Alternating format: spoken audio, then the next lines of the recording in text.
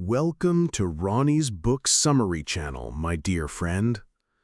Many people advise us that to advance in our careers, we need to have good communication skills. In the digital age, the phrase personal brand is mentioned frequently. So what do you think a personal brand is? To find the answer, let's look at a very famous person, President Donald Trump. Besides being known as the president, he was also famous as a businessman and real estate investor. The media called him a successful negotiator. His name was associated with this term partly because of his business achievements, but a significant reason was also that he called himself that in the press and on television. His reputation was so valuable that when his company went bankrupt, banks didn't foreclose on his properties as they usually would with other real estate investors. Instead, the banks gave him a hand, providing him with the means to recover. The reason wasn't just that they knew he was talented in the field, but more importantly, the banks knew that the name Donald Trump alone was enough for him to get help and rebuild his career. Donald Trump is a talented investor, but there are many other talented people in the world. The difference between him and them is that he knows how to market himself, and that's his personal brand built over many years. So, you have your answer, right? A personal brand is a set of signs that people use to identify you. The value of your personal brand is measured by the number of people who trust you. To build a personal brand, we need to expand our connections both in real life and online. The book Never Eat Alone is primarily about connecting and building relationships, but when read in the current context, we realize that it's a very systematic and easy-to-apply guide to building a personal brand, even if you were an introvert who is uncomfortable with social interaction. No matter your age or profession, your personal brand will always be a competitive advantage.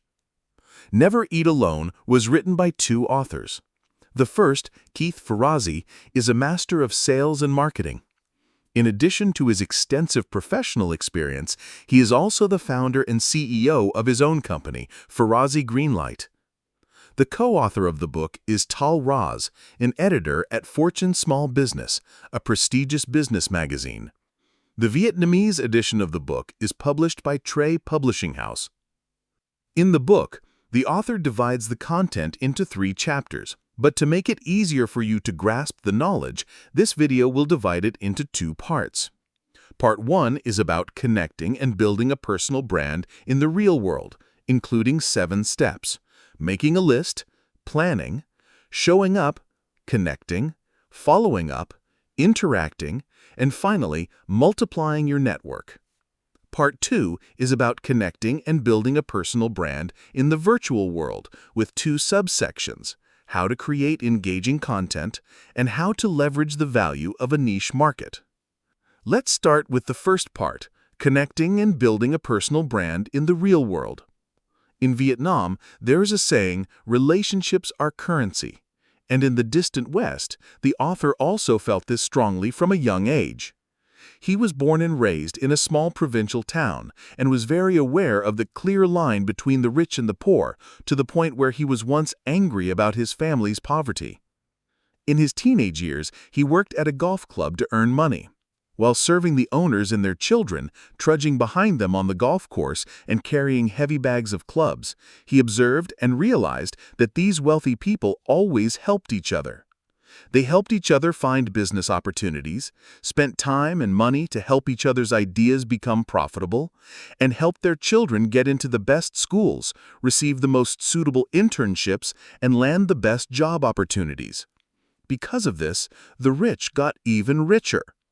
Their network of friends and colleagues was their most important tool.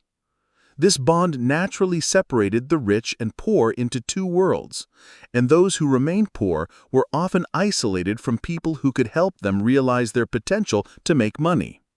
There's a secret to life. Each of us is a composite of the people we meet and interact with regularly. Our assets are the average of the assets of our 5 closest friends. Even our mental state, health, and waistline depend on the people we choose to meet and interact with every day. Therefore, the first step to connecting and building a personal brand in the real world is to make a list of the people you want to connect with. To create this list, you need one crucial thing: to define your career goals. Your career goals are defined at the intersection of 3 circles: the work you are best at, the work you love most, and the work society pays you the most for. Once you have defined your goal, you can start writing down a list of people who can help you achieve it. For example, if your goal is to become a marketing director in 3 years, who can help you reach that goal? You should focus on close relationships first, such as relatives, friends, colleagues, friends of friends, former colleagues, former classmates, former teachers, current and past clients, and even neighbors. But be selective and think about who is important for creating genuine connections, rather than just connecting with as many people as possible. Interestingly, we should also have another list, a list of dream relationships. This includes people in a very high position who may not be related to your current job, but are simply interesting or successful individuals you wish to connect with in the future. The author advises you to just write down their names, because most people know each other, so in the future, you might have an opportunity to connect with people on this list. This might be related to the law of attraction, so why not just fill it in? After creating the list, the second step is to plan your connections. Think about where they are and plan to be there too. Consider what they need and what you can offer them. One of the biggest mistakes people make in building relationships is only thinking of others when they need something. Most people can sense sincerity in every word, no matter how hard the other person tries to hide it. A cunning person can easily make acquaintances, but it will be difficult to build deep connections.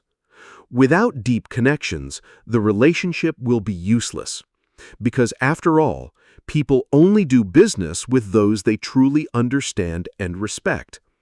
No one can respect someone if they feel that person is only befriending them for personal gain. The best networkers don't intentionally create relationships, they make friends.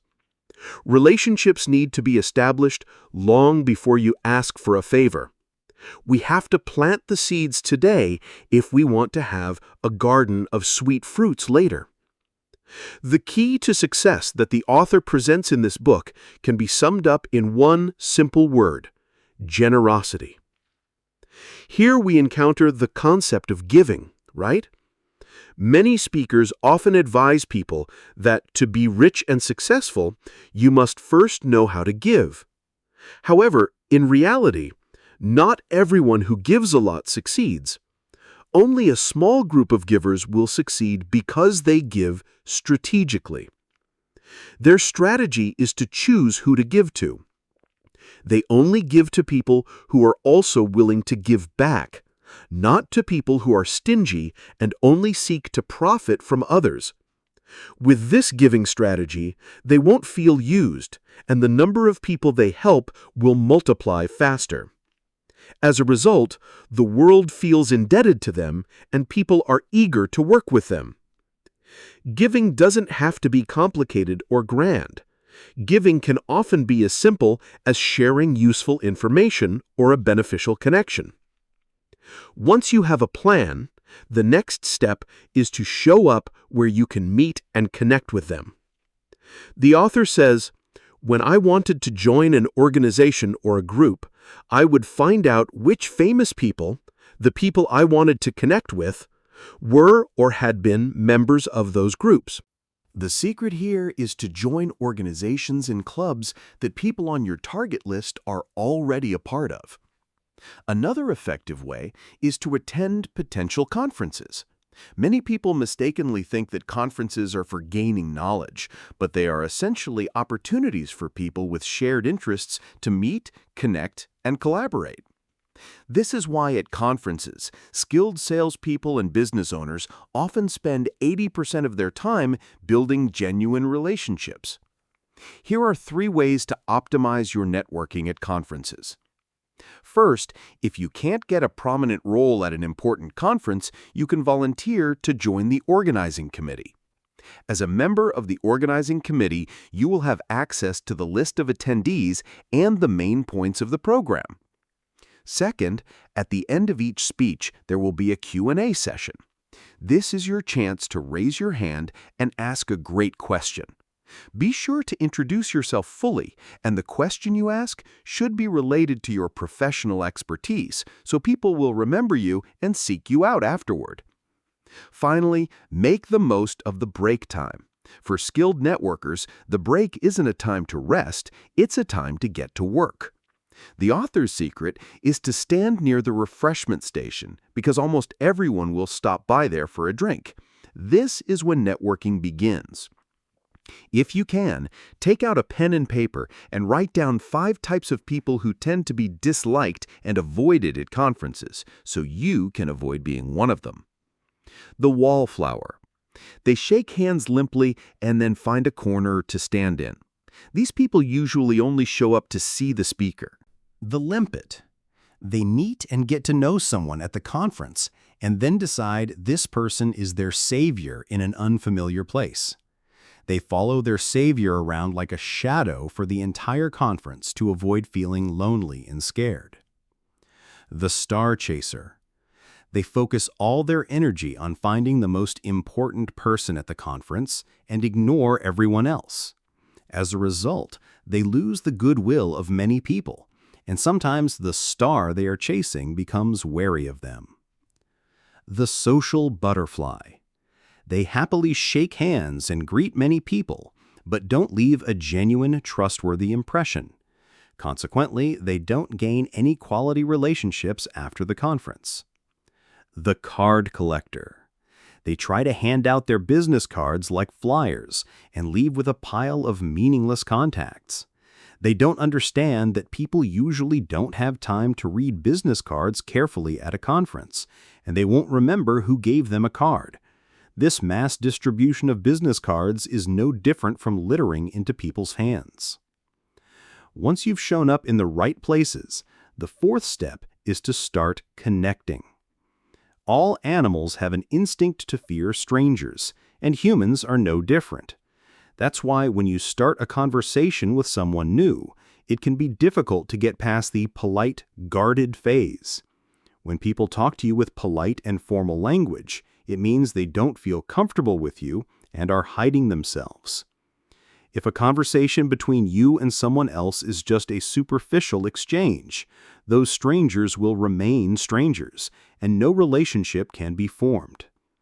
Here's a simple formula that anyone can use to successfully start a conversation, even if you're not a skilled communicator. Smile. When you're about to talk to someone, give a warm smile to convey the message, "I'm approachable." Make eye contact.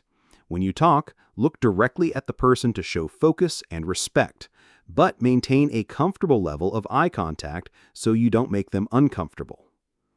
Gather information. Ask open-ended questions and quickly remember details about them like their achievements and interests, and use this information to build a bond.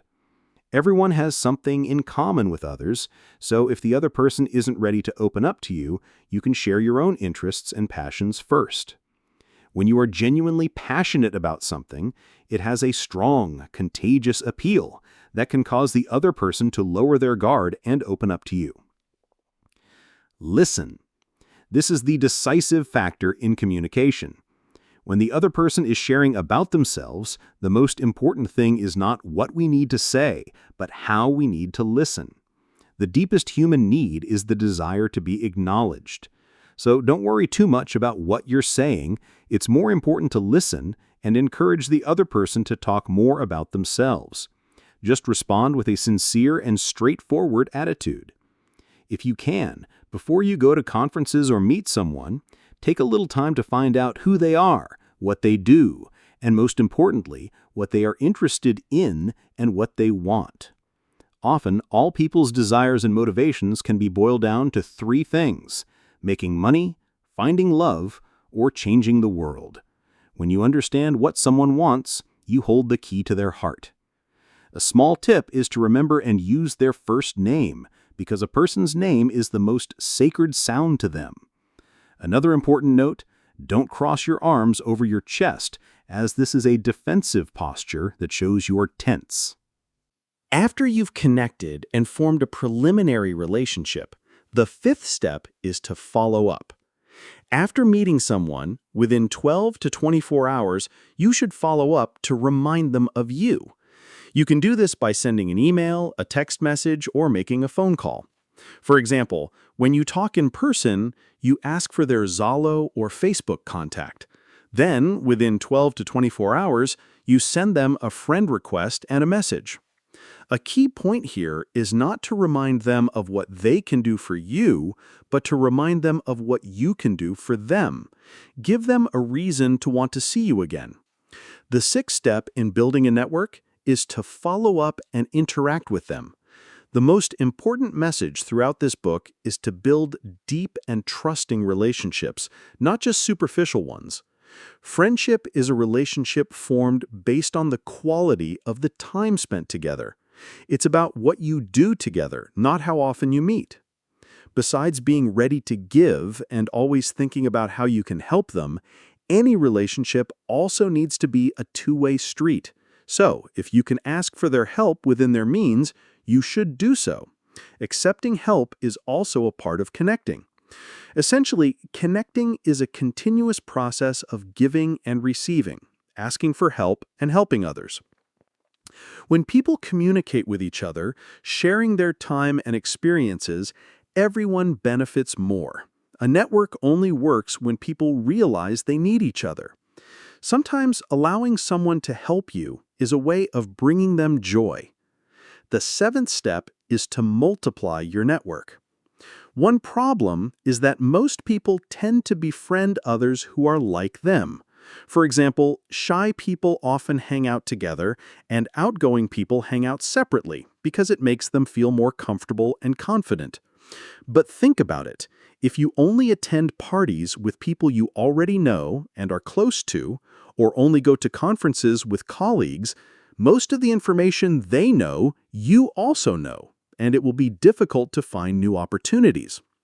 By the law of probability, the more people you know, the more opportunities will come your way. Therefore, you shouldn't rely too much on acquaintances or stick to the same group. You should diversify your friend group and enter other worlds different from your current one. Be sure that this new world still has something in common that you enjoy, otherwise it will be hard to stay connected for the long term. Specifically, don't let meeting famous and powerful people make you forget about the valuable connections you already have. Another challenge here is that we only have 24 hours a day. So how can we increase our networking ability? The author's method is that he doesn't clone himself, he clones events so that he can connect with more people at once.